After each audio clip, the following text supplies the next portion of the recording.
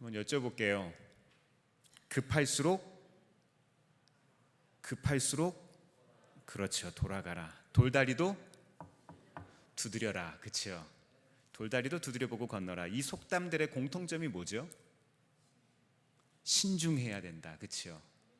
급할수록, 중요할수록, 우리의 삶에 문제가 있을수록 우리는 더 짚고 넘어가 봐야 합니다. 뭐가 진짜인지 가짜인지 옳은 것인지 그른 것인지 우리는 좀 점검을 해봐야 돼요. 인생을 살다 보면 다급할 때가 있습니다. 쉽게 결정을 내리기 어려울 때도 있고요. 지금 바로 결정 내리지 않으면 안 되는 때도 있어요. 그렇죠? 시급한 때, 학교에서 배우지 않는 것, 직장 상사들이 우리에게 전달해주지 않는 것들이 있습니다. 오래된 갈등이 터질 때도 있고요. 중요한 문제를 급하게 우리의 삶에 계약을 한다든지 이럴 때도 있잖아요. 근데 이럴 때 우리는 어떻게 하기 쉽습니까?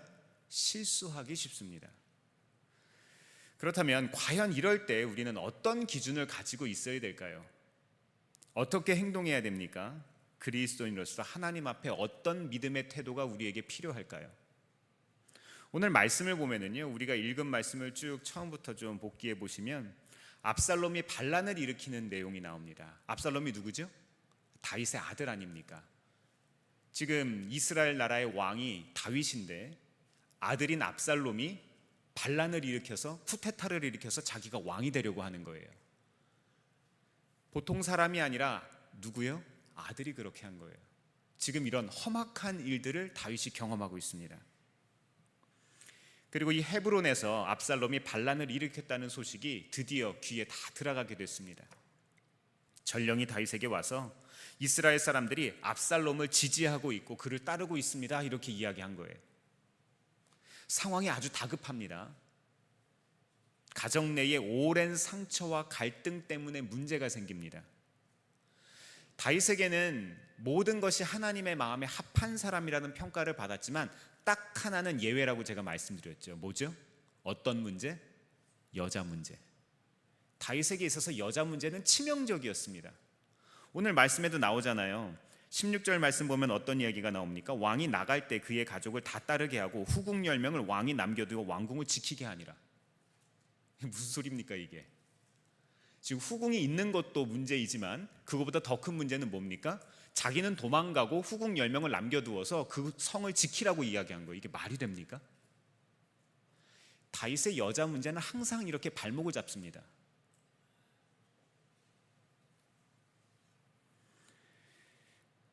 생각해보면 밧세바 사건을 통해서 원인을 제공한 다윗, 또 누이를 범하고 압살롬에게 죽은 암논, 다윗의 첫째 아들이죠.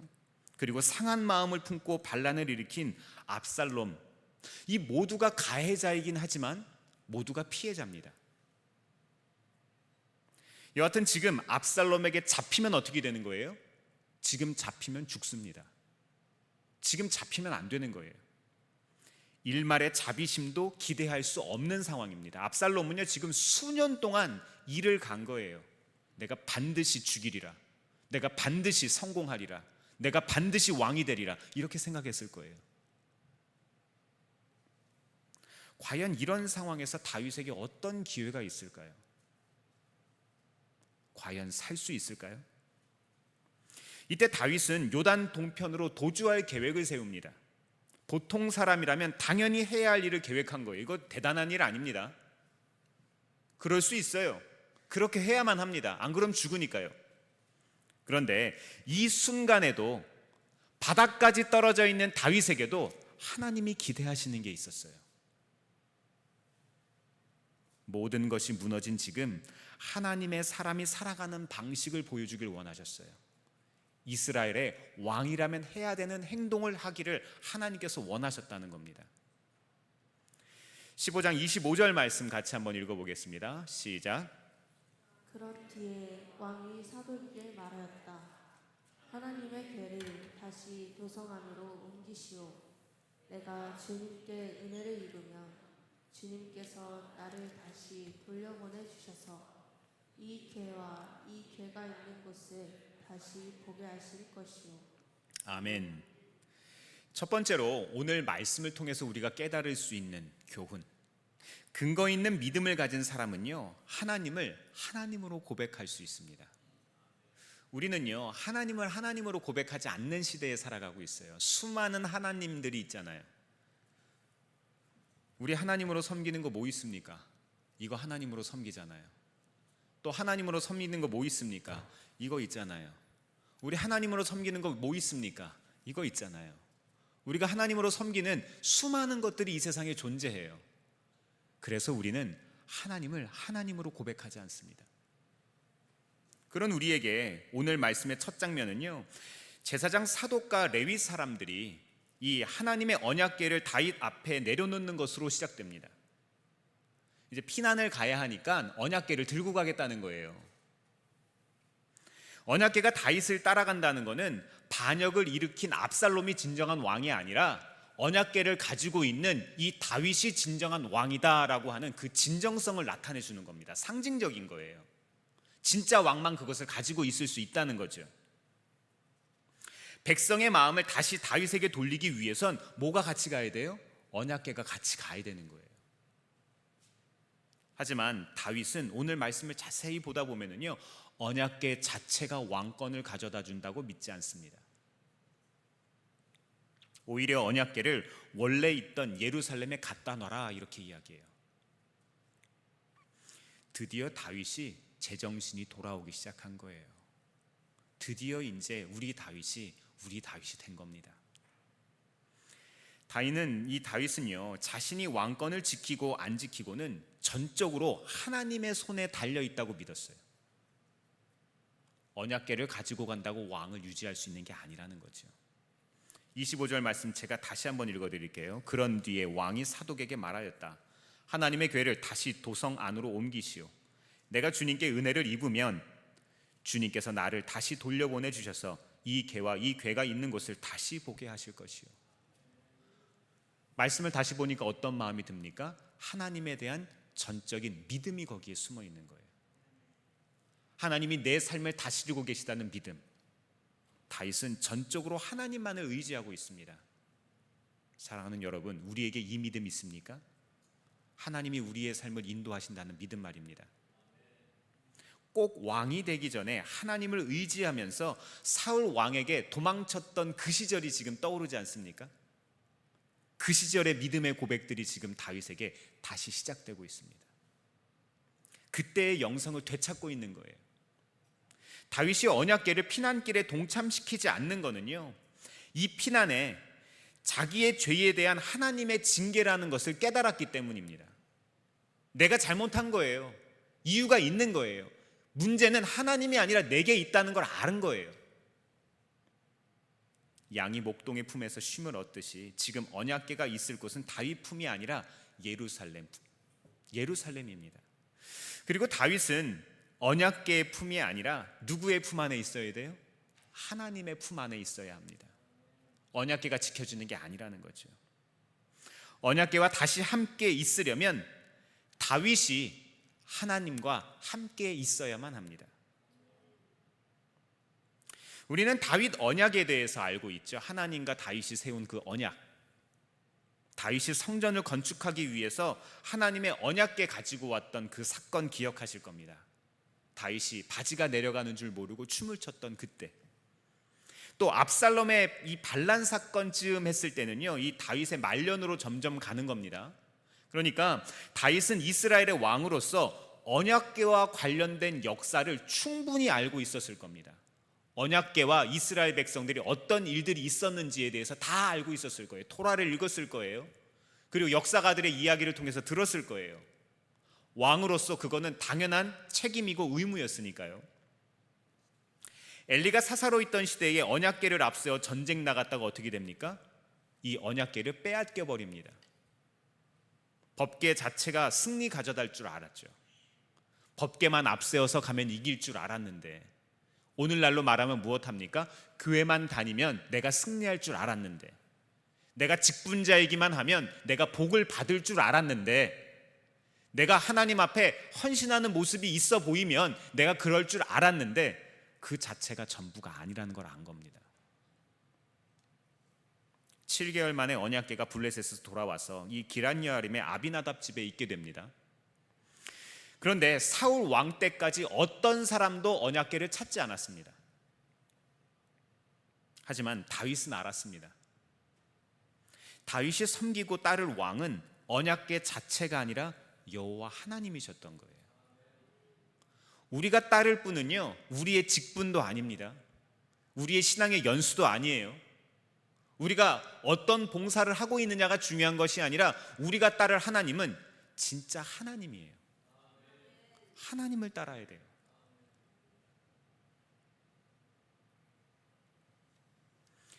우사가 언약궤를 옮기다가 실수하고 오베데돔의 집이 복을 받을 때도 하나님은 언약궤 자체가 중요하다고 이야기하지 않으셨어요. 언약궤는 하나님의 은혜를 나타내는 도구일 뿐입니다. 하나님 자체가 아닌 거예요. 이 언약궤 안에는 뭐가 들어있습니까? 십계명 돌판 들어있잖아요.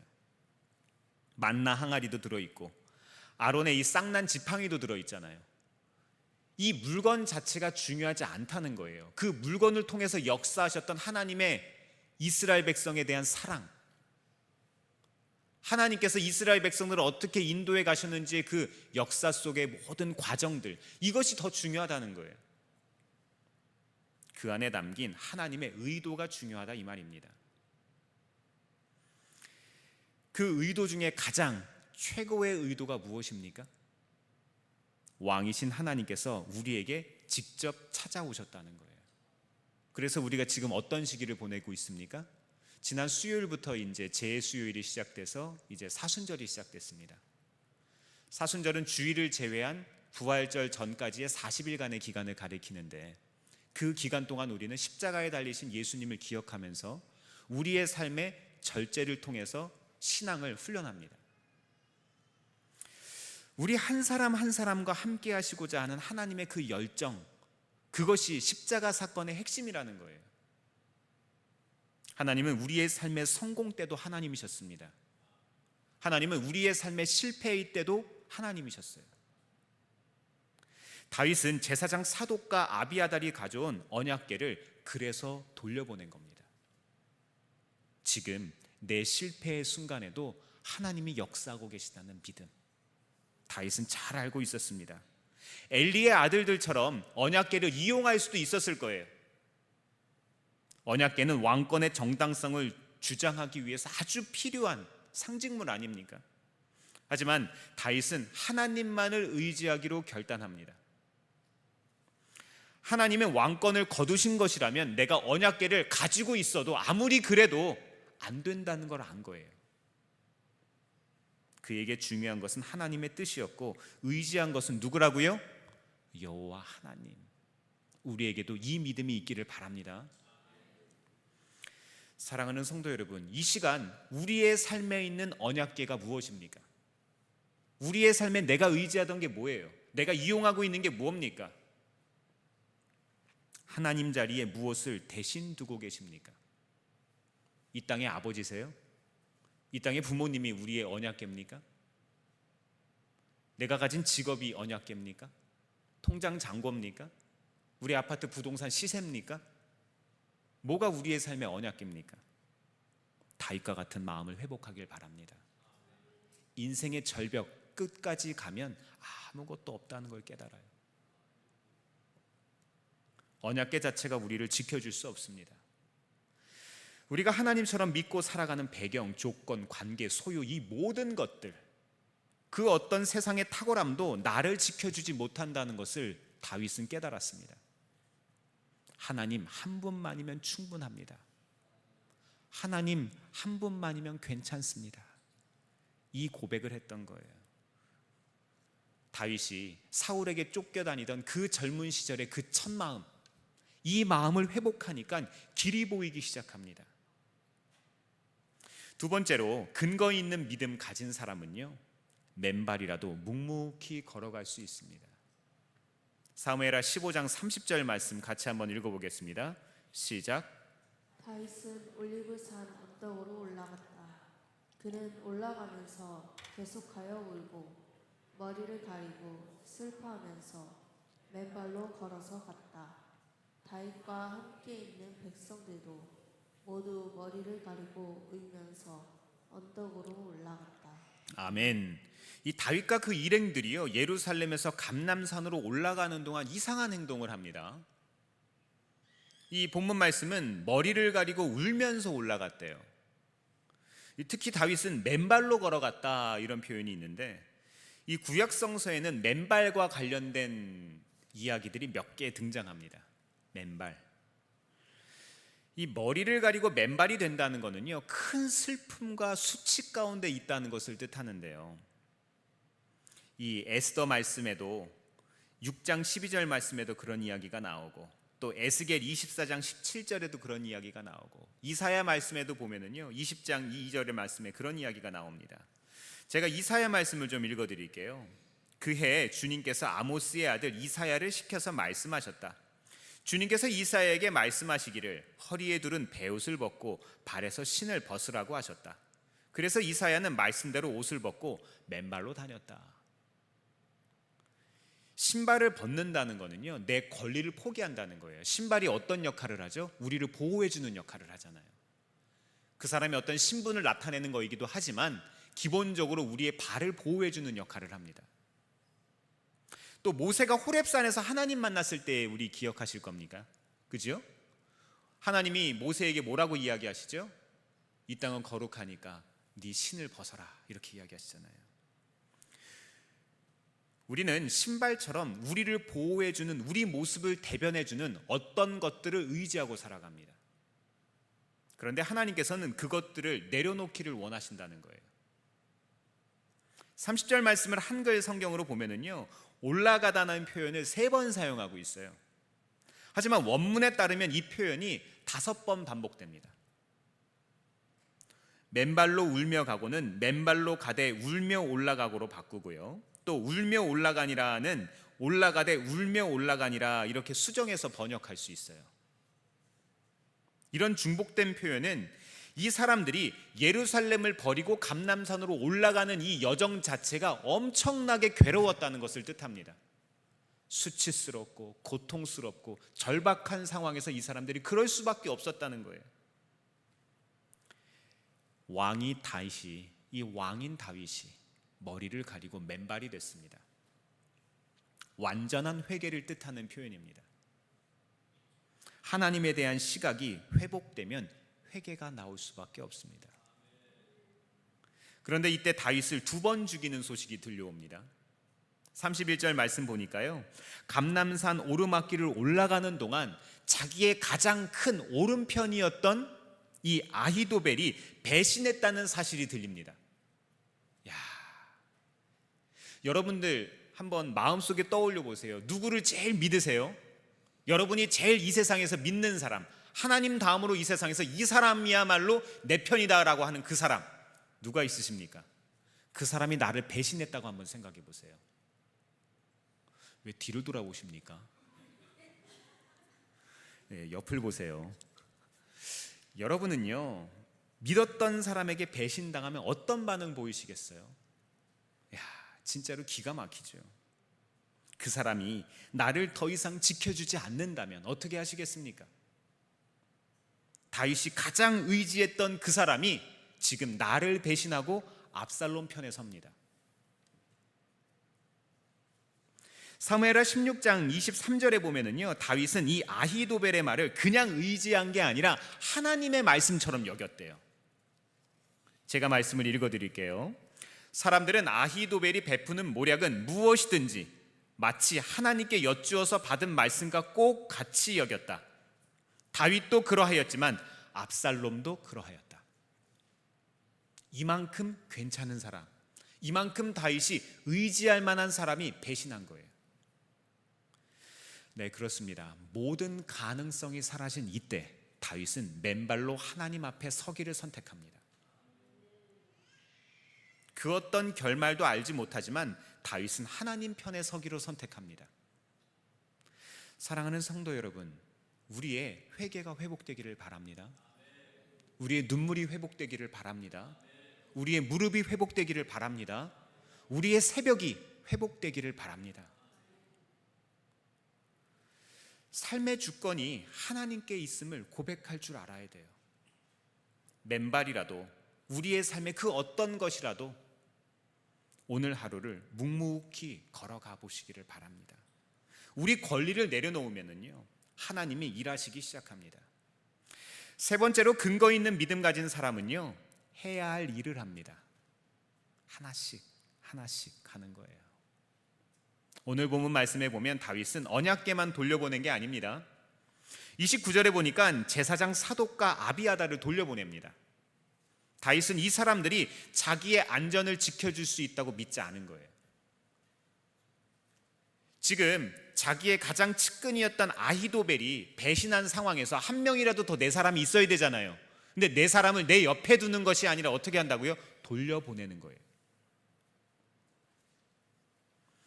다만 이들이 예루살렘으로 돌아가서 그곳 사정을 파악해서요, 하나님께서 자신을 다시 거두시는지 버리시는지를 지켜보고자 했습니다. 세상 속에서 객관적으로 나를 바라보는 거예요. 다윗은 이제 눈이 뜨였습니다.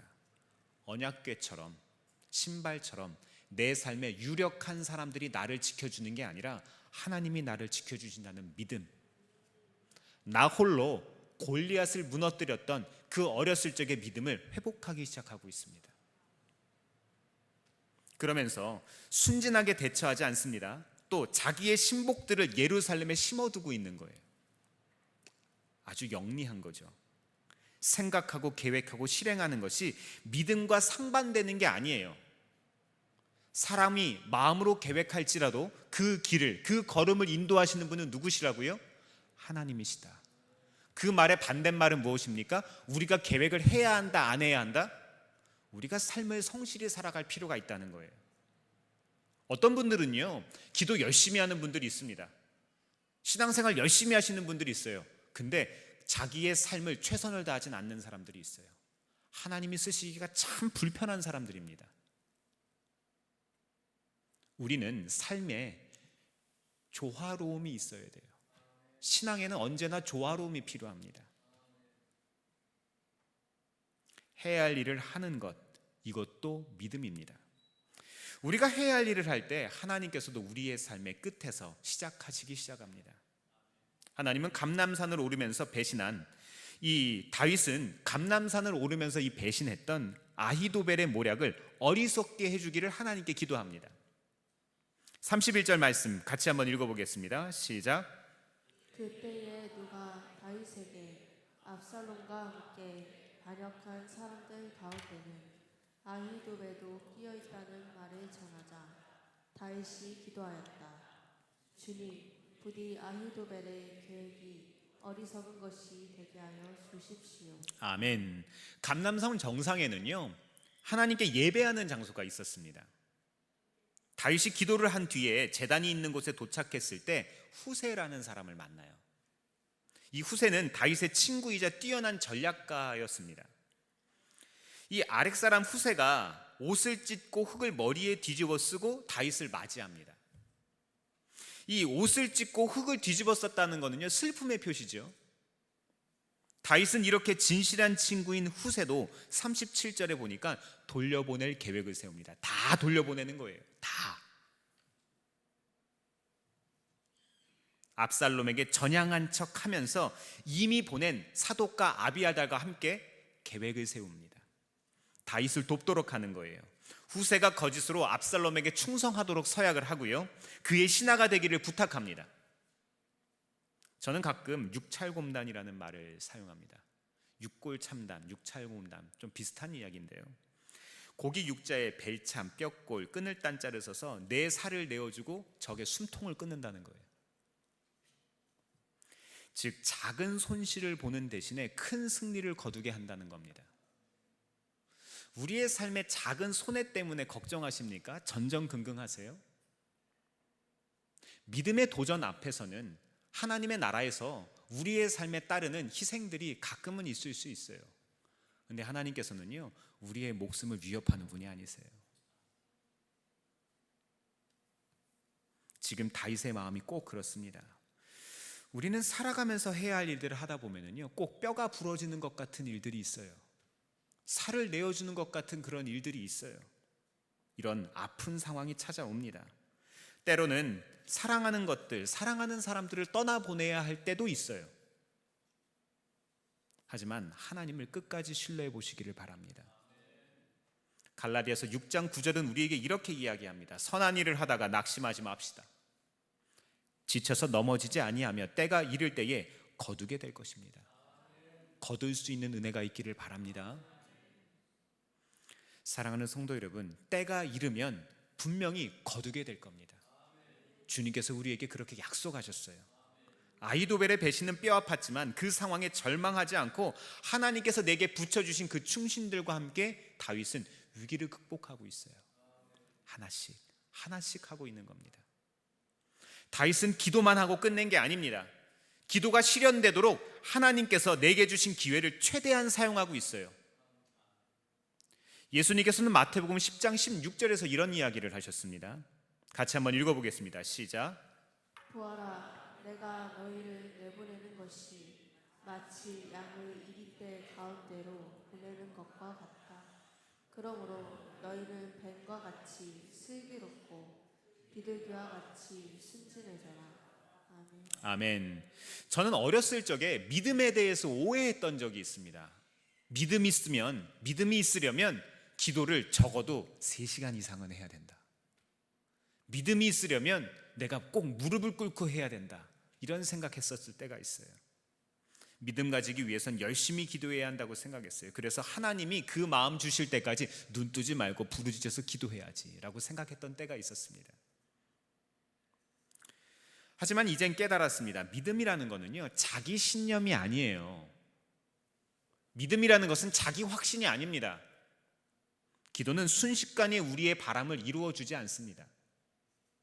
기도는 우리의 순종을 통해서 성취되어 가는 겁니다. 보세요, 별로 안 좋아하잖아요. 야고보 사도는 행함이 없는 믿음은 죽은 것이라고 이야기했습니다. 우리는 우리의 예배는 일상의 삶으로 연결되어야 할 수 있어야 돼요. 하나님의 말씀이 살아있는 성전인 우리들의 삶 가운데 이렇게 뿌리내려야 합니다. 우리가 해야 할 일을 묵묵히 해갈 때 하나님은 우리의 삶 자체가 기도의 응답이 되게 하십니다. 그런데 해야 할 일들을 묵묵히 하는 게 참 힘들어요. 이게 쉬운 일이 아닙니다. 이때 다윗은 하나님의 약속을 기억했을 거예요. 어떤 약속입니까? 다윗이 하나님의 성전 건축하기를 구할 때 하나님께서 다윗과 언약을 맺으셨어요. 사무엘하 7장 8절에서 13절까지 말씀 같이 한번 읽어볼 때요, 여기 괄호가 있는데 이 괄호에 내 이름을 넣어서 한번 읽어볼게요. 그러면 참 좋을 것 같습니다. 한번 읽어보겠습니다. 시작. 그러므로 이제 너는 나의 종에게 전하여라. 나 만군의 주가 말한다. 양떼를 따라다니던 너를 목장에서 데려다가 내 백성 이스라엘의 통치자로 삼은 것은 바로 나다. 나는 내가 어디로 가든지 언제나 너와 함께 있어서 내 모든 원수를 내 앞에서 물리쳐 주었다. 나는 이제 내 이름을 세상에서 위대한 사람들의 이름과 같이 빛나게 해주겠다. 아멘. 이어서 같이 한번 좀 읽어보겠습니다. 저와 같이 읽으시죠. 나 주가 너희 집안을 한 왕조로 만들겠다는 것을 이제 나 주가 너에게 선언한다. 너의 생애가 다하여서 내가 너의 조상들과 함께 묻히면 내가 내 몸에서 나올 자식을 후계자로 세워서 그의 나라를 튼튼하게 하겠다. 바로 그가 나의 이름을 드러내려고 집을 지을 것이며 나는 그의 나라의 왕위를 영원토록 튼튼하게 하여 주겠다. 아멘. 이와 같은 복이 우리의 복이 되기를 바랍니다. 17년 전에 제가 대학원 졸업할 때 일입니다. 당시 감리교단에서 목사 안수 받기 위해서는요, 수련 목회자 과정을 밟거나 담임 전도사로 사역을 했어야 돼요. 저는 사역한 임지를 놓고 기도하고 있었는데 몇 가지 제안들이 들어왔습니다. 우선 일전에 말씀드렸던 그 한솔의 그 오크밸리 교회에 갈 수 있는 기회도 한 군데 있었고요. 또 강원도 춘천의 안정적인 목회지도 후보 중에 하나에 있었습니다. 또 마지막으로 영국에서 유학을 하면서 목사 안수 과정을 진급을 할 수 있는 그런 좋은 기회도 있었어요. 당시로서는 저에게 아주 좋은 기회들이었고 너무 감사한 기회들이었죠. 그래서 고민이 됐습니다. 그러던 중에 어려서 하나님께 했던 기도가 떠올랐어요. 저는 15살 때 제 방에서 찬양을 듣다가 예수님을 인격적으로 만났거든요. 그리고 나서 처음으로 중학교 때 수련회 가서 신실한 주의 종이 되게 해달라고 기도했던 기억이 있습니다. 어떤 종이요? 신실한 주의 종.